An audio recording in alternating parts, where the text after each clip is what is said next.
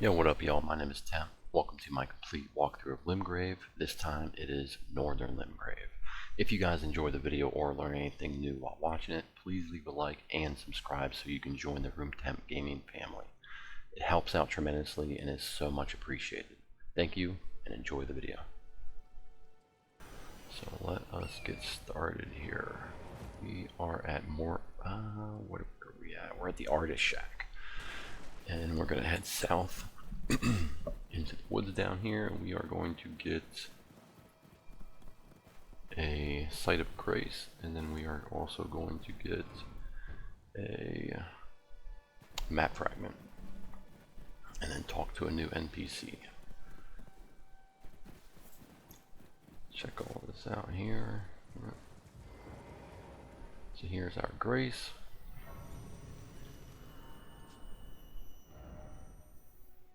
We can see the map fragment southeast of us right here.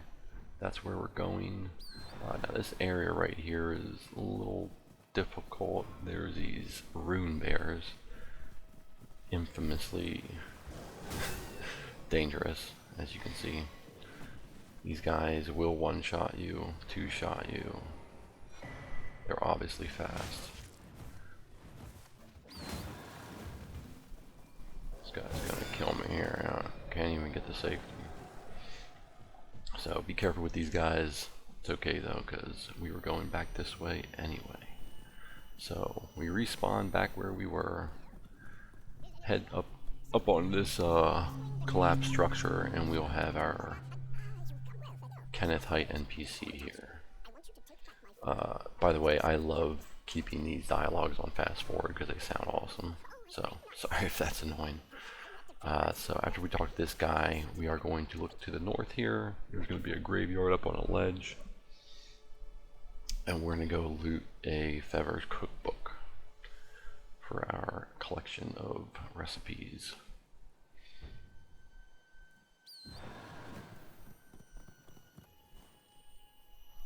First I'm going to fall off and die. Super awesome. So let's respawn here and go back up and not do that again.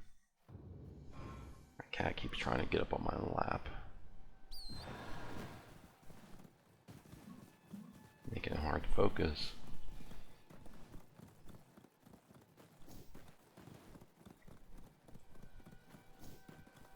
Alright, so now that we made it up to the actual ledge rather than falling off, we are going to go loot these runes over the graves. We're going to hop up on this one, get our cookbook.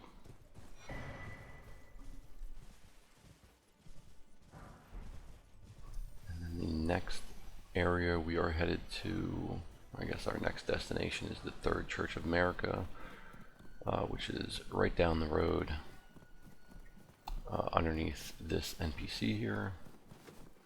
You can follow the road to the northeast. There is going to be a giant in front of the church that we're heading to. You don't have to kill him. You can if you want. I don't think he drops anything.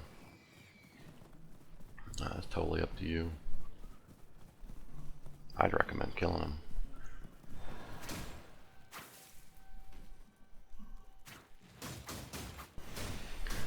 These little scarabs, they will refill your flasks as well whenever you kill them. I think there's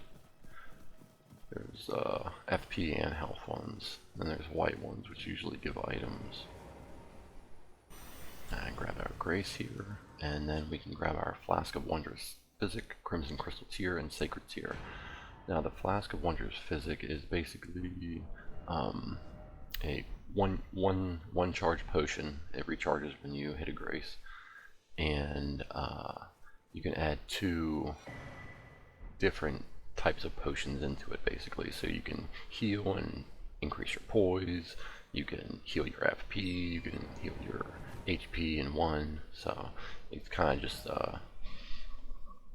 as you go along the game, you'll get more types of tiers to put in your physic to increase it. So here I'm gonna increase my flasks with the sacred tear that we also picked up here. And I'm going to mix my wondrous physic. So I'm going to add the crimson crystal tear in, and as you see there's another slot. So right now I'm only getting half health when I use it. However, if I put like a poise boost or a resistance tier in, it'll also give me those benefits when I use it. And we can talk to Melina. Just going to equip the twin blade here and play around with it a little bit. Now the next spot we're going to go to, we're just going to go there to open it up for us. So we have it, since the portal to it is right here, directly behind the church that we were just at. And when you come here, definitely probably don't fight the gargoyle that's standing there. He's pretty tough. But what you can do is come in here, open the big door, and this is the Beastial Sanctum. One of my favorite places in the game, aesthetically. And this guy, what you do with him is, you talk to him, he won't say anything right now. But once you get death roots, you can bring them here, and you can exchange them for mostly incantations. I think he just gives you incantations, but he might give you a couple items as well. I can't quite remember, but the incantations are really cool. They are earthen ones, and I believe most of them are pretty strong. I use one or two of them on my main quite often. So now Melina is going to talk to us again, if you haven't gotten here already. And she's going to take us to our main hub in the game, which is the Round Table Hold. And when you get here, basically all you're going to do is go to every NPC that you can find, exhaust all their dialogue, check out what they can do, read the guides, and then you're going to be fighting an invader here.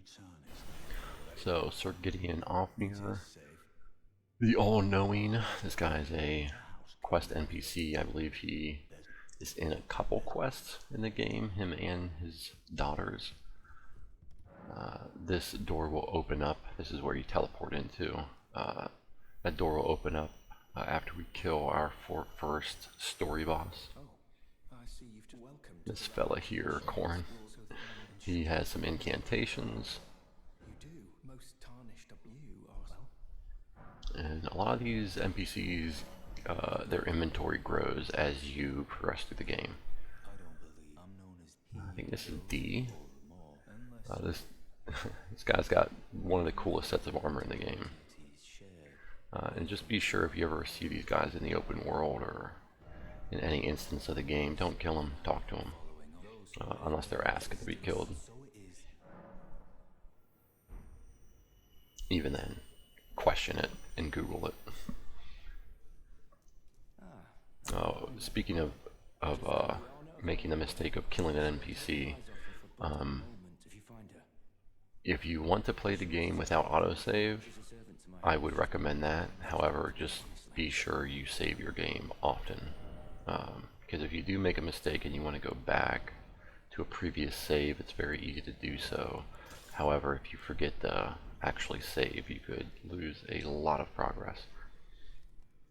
The guy we just talked to has some really good armor as well, and some really awesome whips that you can use later in the game when you go through his story. And here is the armor, Hugh. So here you can strengthen your armaments with the smithing stones that we pick up. You can put Ashes of War on your items. You can duplicate Ashes of War with certain other items that you pick up. You can sell your stuff, and you can exhaust all of his dialogue.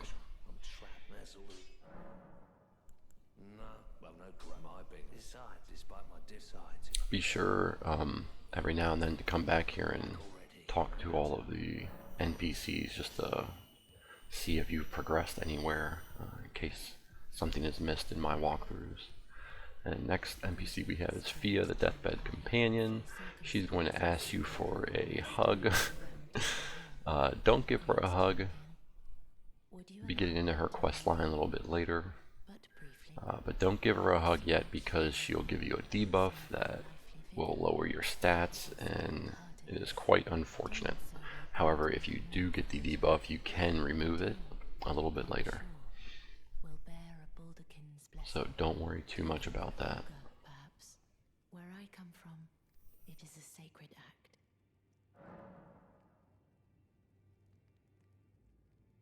I understand. Your discharge should you come pay me. Alright, so with this mirror here, you can also change your appearance. It's pretty neat. And we're gonna, this door back here is locked still, so we're gonna go downstairs. Nothing really down here for us right now, but I'll show you what is. There's a stone sword key entrance right there. You'll need 3 stone sword keys to get through there. There's one for the first door, and then there's another one that requires 2. The first one has a crossbow in it, pretty nice one. The second one has an incantation book with 2 stealth spells that you can then learn from the incantation guy here in this room in Round Table Hold. So next we're going to go down here.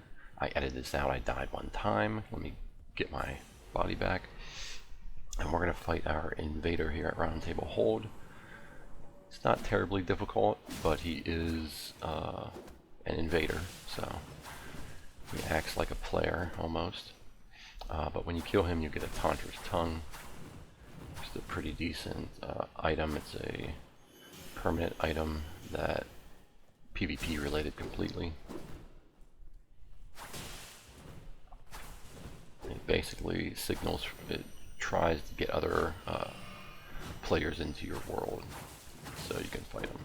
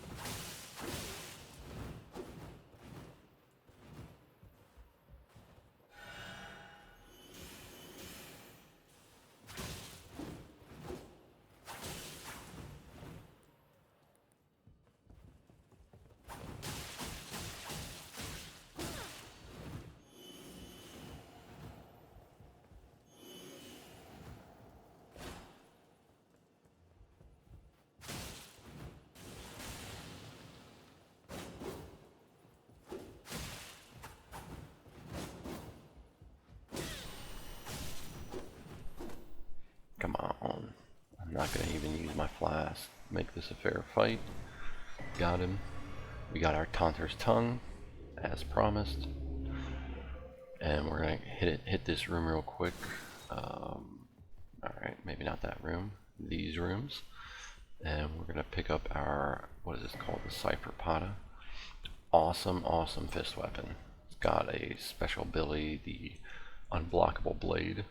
You read down there, this is a very, very cool item. If you get into New Game Plus, which I would highly recommend after your first playthrough, definitely dual wield these.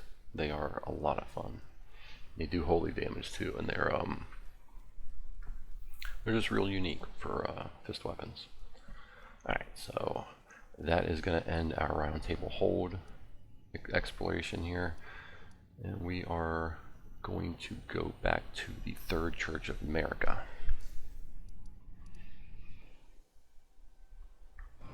And we're going to head to another church, the Smoldering Church, which is up past this ravine, or this little river, up toward Caelid, which we won't be going into Caelid quite yet, but that is where we're heading for now. We'll get, once we cross this river, we're going to kill a beetle, get our Ash of War Sacred Blade, very cool Ash of War as well. And then we are going to take a Spirit Spring jump, which is seen right there, after we kill the beetle. And then we're going to get invaded.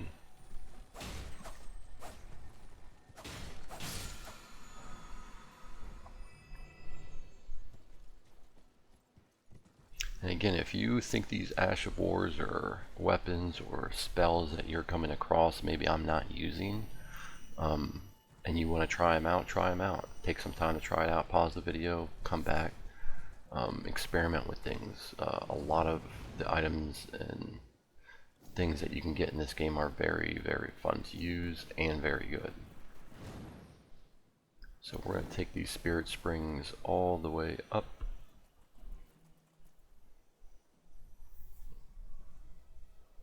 Checking my notes real quick. And we're going to head to the Smoldering Church. Now when you get here, you will be invaded. You'll be kicked off your mount. You'll be invaded by Anastasia, Tarnished Eater. But you're going to ignore her. She'll spawn right at the door. You'll have plenty of time to run in, get the grace, just in case you die. You won't have to run back. And then you can deal with her. She's not too difficult. She's actually pretty squishy. However, her weapon is a monster, so try not to get hit with that weapon. Especially once she slams it on the ground. Like that. She'll hit you with the combo with that one.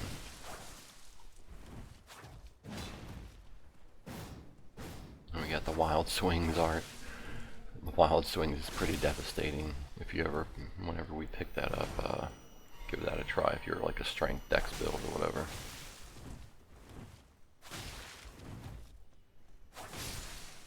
There we go. Alright, she's going to give us a pretty nice charm, the Sacred Scorpion Charm. A favorite amongst the community. Check it out for you. Raise its holy. That's not the one I was thinking it was. Raise its holy attack. That goes well with the two previous items we got, the cipher and the spells, and that Ash of War goes perfect with those. Then you can pick up your Nomadic Cookbook and Missionary's Cookbook. Alright, so now we're going to head down here to Summonwater Village. There's basically just a boss here that'll give you Deathrite and skeletal summons. So the boss here isn't really difficult at all. Just stay away from it whenever it goes into an animation, and it normally always will use its boat to like smash the water or to kind of run into you. But they're very, very slow animations, so I just stay on my mountain, use R2 and L2 to kill it. It's probably the easiest way to do it, quickest way. No, not quickest, but safest. You'll also spawn skeletons, so just be wary of them. I normally just run around them. They're pretty slow, they don't do too much. One other attack to be aware of is, it does teleport. One other attack to be aware of is it will use its big horn paddle that it has to splash water on you, basically. And it normally does it twice, one after another, so just be wary of that. You can kind of run behind them to avoid the whole splash, though. And there's the splash. Everything else is very choreographed.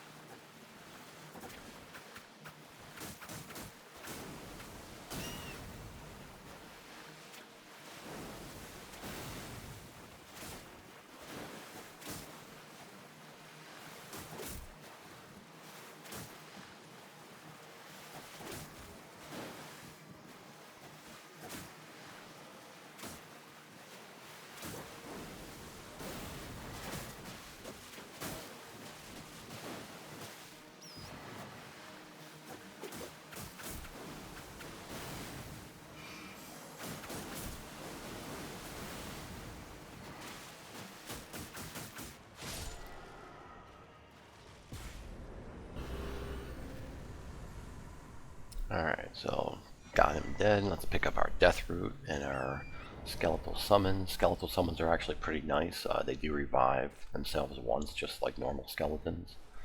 So they're pretty cool on certain fights. However, the wolves are, I believe, is just still better. Go around, just loot a few things. There is a area here, an underground passage. It does require a stone sword key. I'm not going to go in there right now because I want to save mine for later. But inside of here is a green turtle talisman. I can't remember quite what the green turtle talisman does, but I think it raises your HP or your defense in some way. It's not something I need though right now, so I'm going to save it for another time, but feel free to get in there and get it. There's plenty of stone sword keys to come across. I believe there's actually more than what's required in the game, so help yourself. Alright, so we got a little merchant at a camp that you can buy a nomadic cookbook from up the road here, and then we're going to go fight another pumpkin head and grab a smithing stone.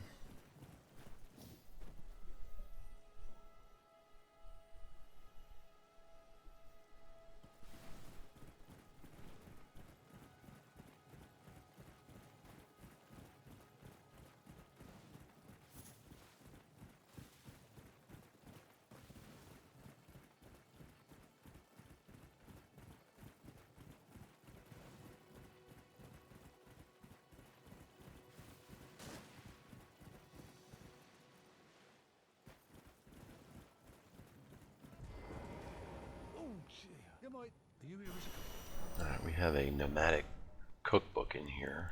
Want to grab that. Anything else that looks interesting?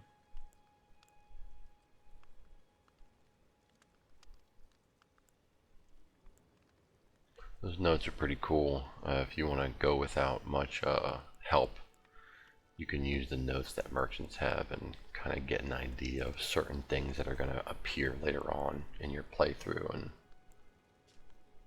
kind of use them as a investigative tool. Alright, we're going to head across this bridge, kill Pumpkinhead, and then grab a smithing stone that we just passed.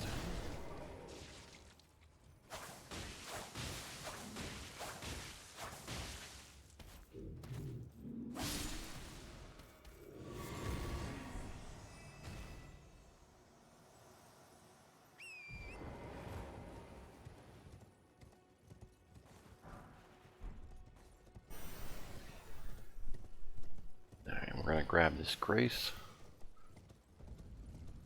the Saints Bridge Grace, and once we get this Grace, we're going to go back on the bridge and jump into the Spirit Spring below us. Make sure you're mounted on Torrent when you do this. The Spirit Spring only affects you when you're on Torrent, but it gives you 0 fall damage. And once you jump off, you are going to head over to the Highroad Cave.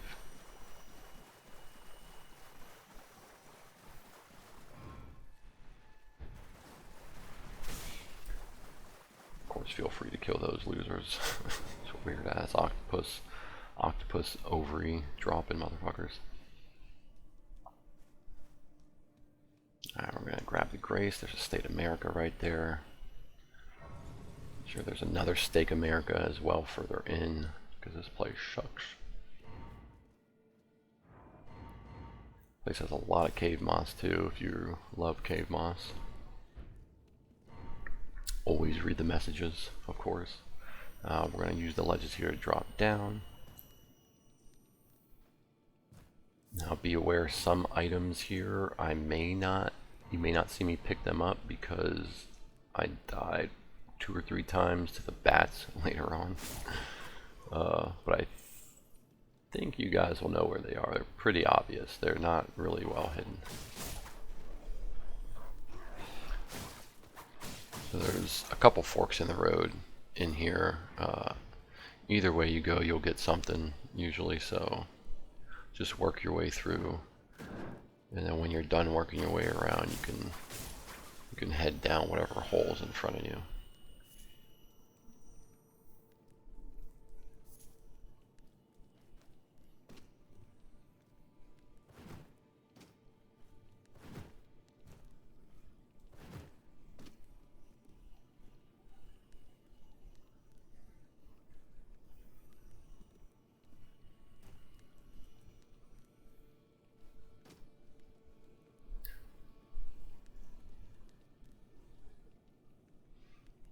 This cave looks familiar.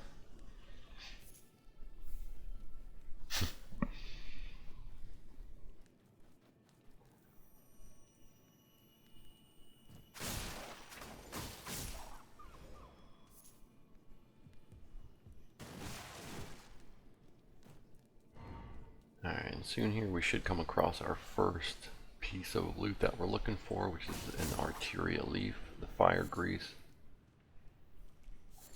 There's a leaf, crafting ingredient.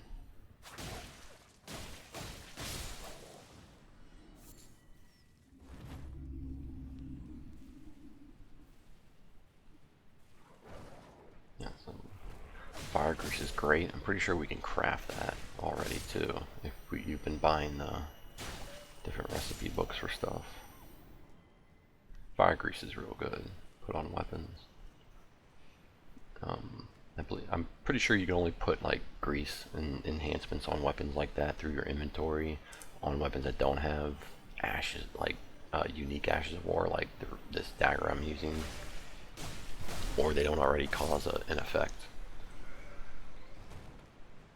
Now we're gonna jump down there and grab smithing stones, kill these bats. These bats are pretty annoying. Be careful with the target lock-on system. Depending on the move sets your weapons have, you could easily fall off the ledges here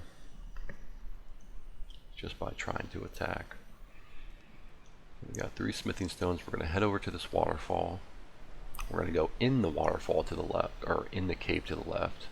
I think there's just runes in there, so you don't have to go in there and you don't have to deal with these bats, but you'll probably have to deal with them anyway. Now, for some reason, my torch got changed and I forgot how to play the game, so we're just gonna clip this out here and come right back to where we were. Actually, you know what? I'm gonna show you where the Stake of Marika is. So we're gonna hit the Stake of Marika, go right back to basically where we were. So we don't have to run too far back. Just run right past them, run in there. If you want to grab the runes, grab the runes. Pick up the runes. Alright, there we go. And then we're going to jump down the waterfall ever so delicately. Don't fall in the water, you'll die. Hop up here. You can take a left or go straight through the waterfall after killing these guys. And right here in front of us is a pretty decent little weapon. Shamshir, if that's how you pronounce it.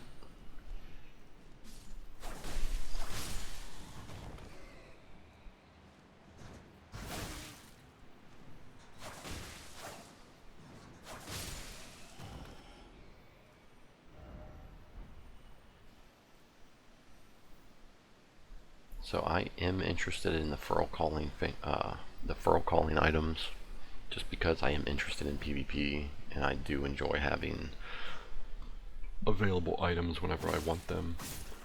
So I'm gonna go over here and grab it, and then we're gonna head back and go fight the boss and get our blue dancer charm.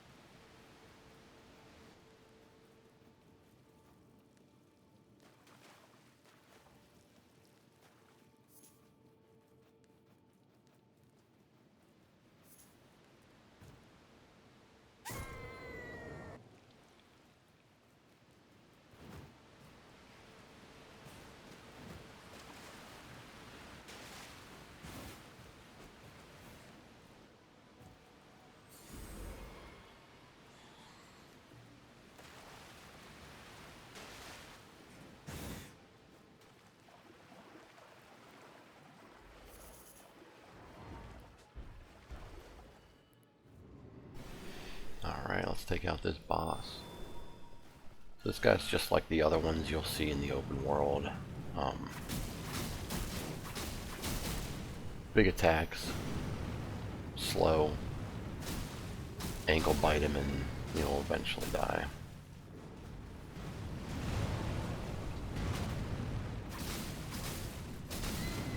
Really the only hard part about these giant enemies is you can't really see too much of what they're doing. Just get used to their attack patterns and it'll come a little more natural. Stay close. Unlike me. Get a big crit on this guy. This guy proc blood when I crit him. Big damage, I love that. Get your blue dancer charm. Not a terrible charm, raises attack power when you have lower equipment load, which is really nice. I'm actually going to equip that because I do have low equipment load right now. So my attack power should get a good buff.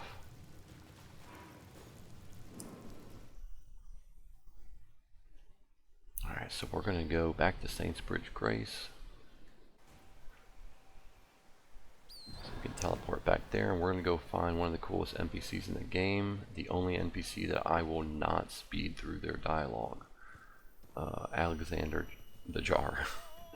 So awesome. And we'll get an Exalted Flash from him. Why he has it, who knows. And basically he's going to ask you to hit him out. Go ahead and use R2 to whack him out. And it will go a lot faster if you have a heavier blunt weapon.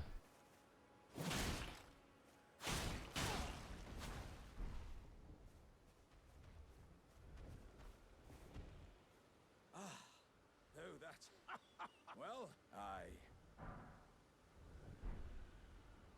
once again, and beyond these lands lie the scarlet, rot-blighted Caelid wilds. And upon doesn't the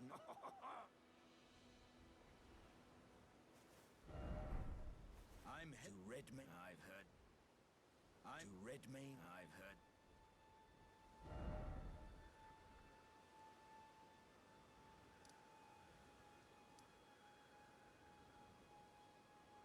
Alright, we're going into another Catacombs, Death Touch Catacombs. This has skeleton enemies in it, which we haven't really been in a dungeon with just skeleton enemies in it yet. They are annoying. They do come back to life when you kill them, but only one time, and while they're reassembling themselves you could one-shot them. So just keep that in mind. Don't wait for them to fully regenerate their bodies. And we're going to be getting a really great starting weapon, early game weapon in here. The Uchigatana. Which acts pretty much like any katana does in any Souls game. Awesomely. And I'm pretty sure I'm going to be switching to that once I get it. They're so much fun.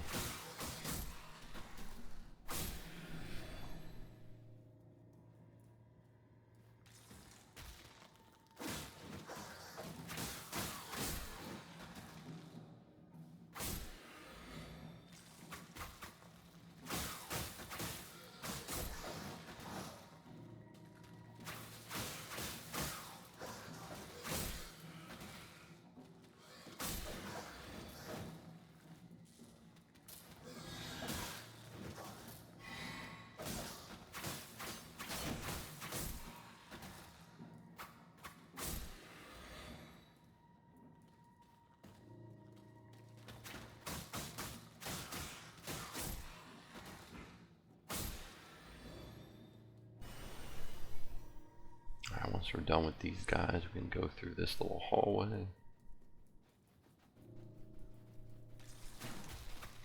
Grab some herbs, kill some skeletons.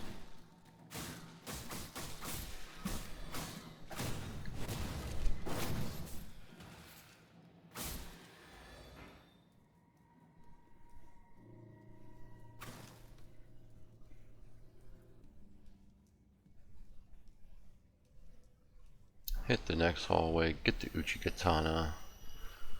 Now we're on top of where we were before.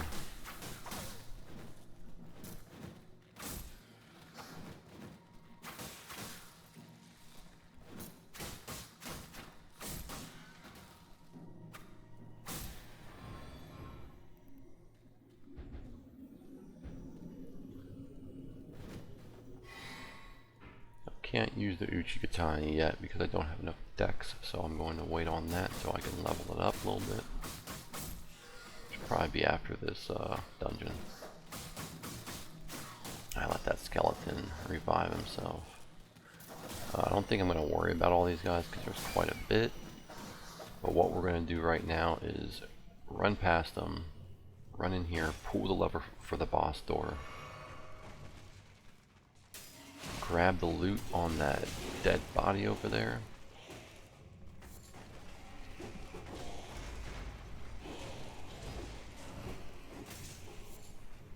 for our blood rose, and we are going to head back to the boss area.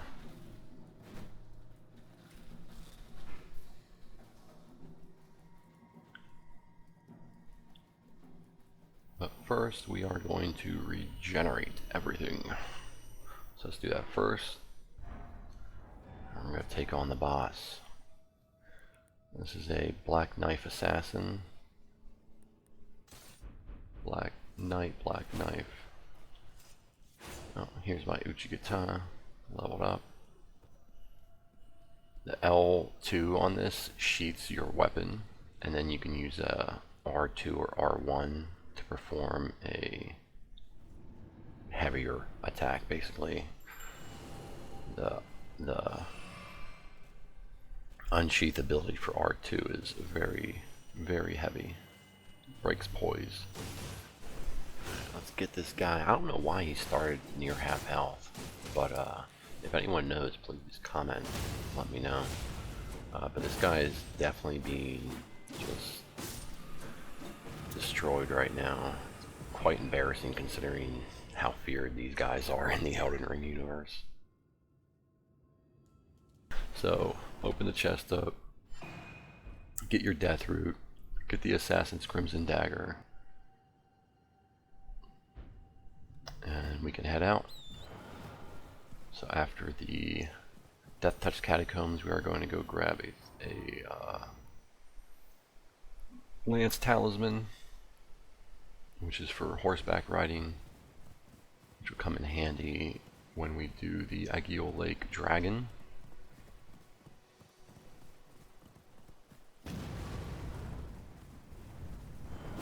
Kill this guy just for funsies, because we already know they ain't shit.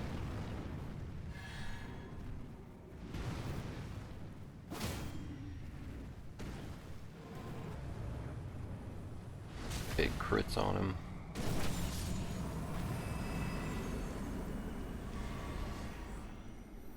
Get the smithing stone that he drops.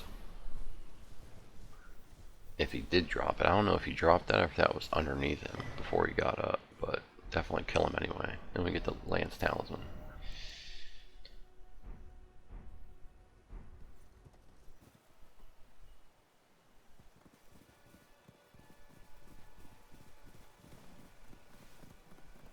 Alright, now we're going to head to a camp over to the west here,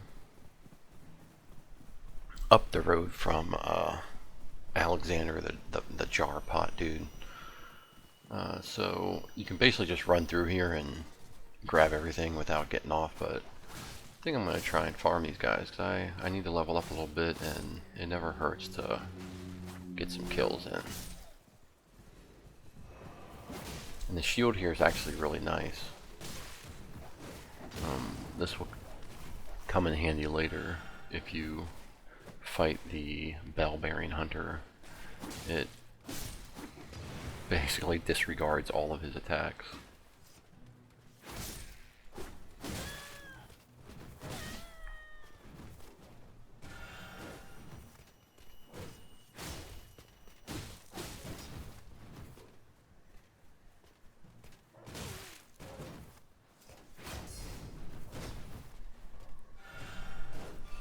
This guy's really giving me a run for my money. Oh, we got some gloves, nice.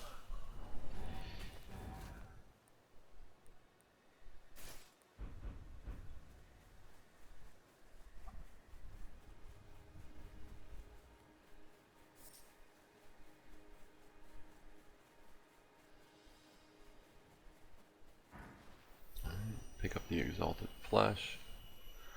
And there's another chest. There's a chest right here with the Beast Crest Heater Shield. Nice little shield. It's nice because it has 100 physical damage negation, which is pretty wild.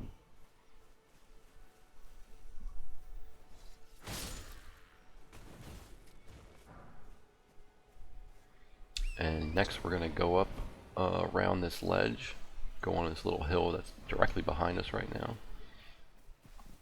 And we are going to kill a knight on horseback who is going to give us our Ash of War Golden Vow. Great buff. Better as an incantation, but the Ash of War is alright. And then we're going to grab a Somber Stone, Somber Smithing Stone, and a Lance Weapon on the building down in the camp. So let's find this knight here. Where is he at? He's hiding around back, I think. Yep, there he is. Knock this dude off his horse. It's very satisfying to knock enemies off their horses.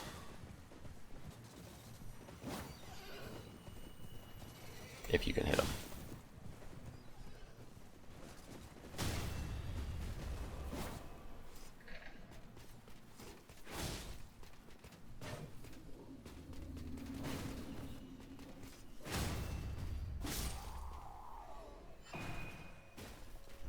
Alright. Got his armor too. So this armor is a little bit better than the previous, however it does way more. So choose which one. I'm just gonna put this one on now because I do like to be as close to the heavy load as I can without getting heavy load and slow rolling. However, I will have to change my talisman. If you're using the talisman that gives you more attack power on low equip load, you'll probably want to change that talisman right now if you're getting closer to the heavy load, slow rolling. Grab that beetle with the Somber Smithing Stone, and then we're going to jump onto one of the roofs of the camp that we were just previously in for the lance weapon.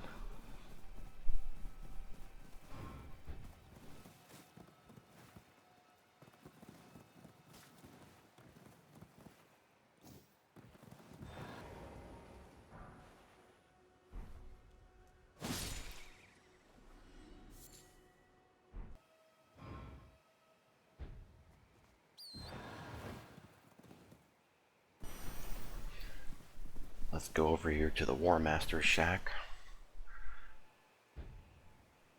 Somewhere in this little forest area.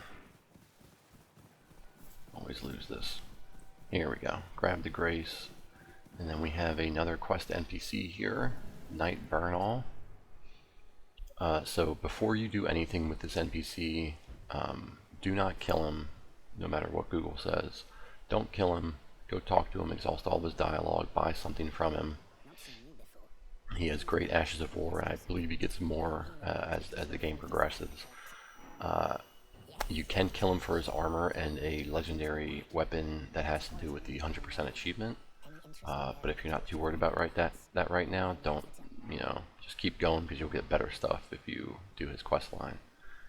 If you want to kill the Bell-Bearing Hunter, who gives a really nice weapon and I think his armor, you can Google that. But you have to teleport away from here, teleport back, pass the time until night, and then the Bell-Bearing Hunter should spawn here, and you can have a chance at killing them. Alright, so the last part of this walkthrough for Central Limgrave is going to be, Northern Limgrave is going to be the Deathrite bird. And we are going to get a blue feathered branch sword talisman off of them. These Deathrite birds are actually really difficult. Their movesets are a little tough for me to get used to. But right now what I'm doing with this guy is when I spawn him, I pull him back up here because for some reason the only place I can summon is up here. Back further up here. It won't let me summon where he actually spawns at, which is kind of annoying because it took me I'd say about 45 minutes just to kill this guy.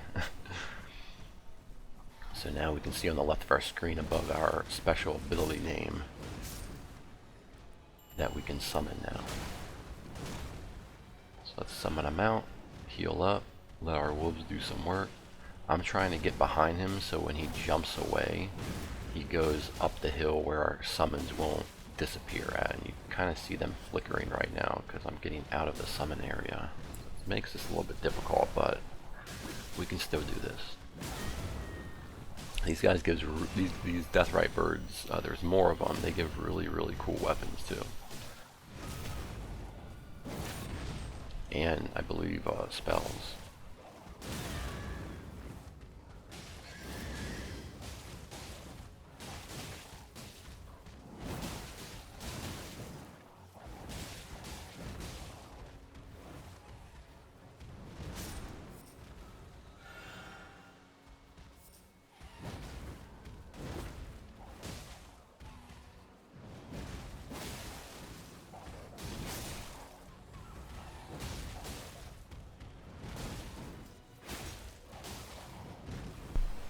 Just need one more hit. One more good hit. Oh, alright, we'll get a critical. Nice, good. Alright, he's dead. Get your talisman. Talisman's nothing really super special, in my opinion, for me, but it is great for some. Alright guys, so that's going to wrap it up for this walkthrough. Please leave a like and subscribe, join our family, give the community something to look forward to, help me build this channel, get some better edits going, have more time to do it, and make better content for you guys. So I'll catch you next time and stay cool.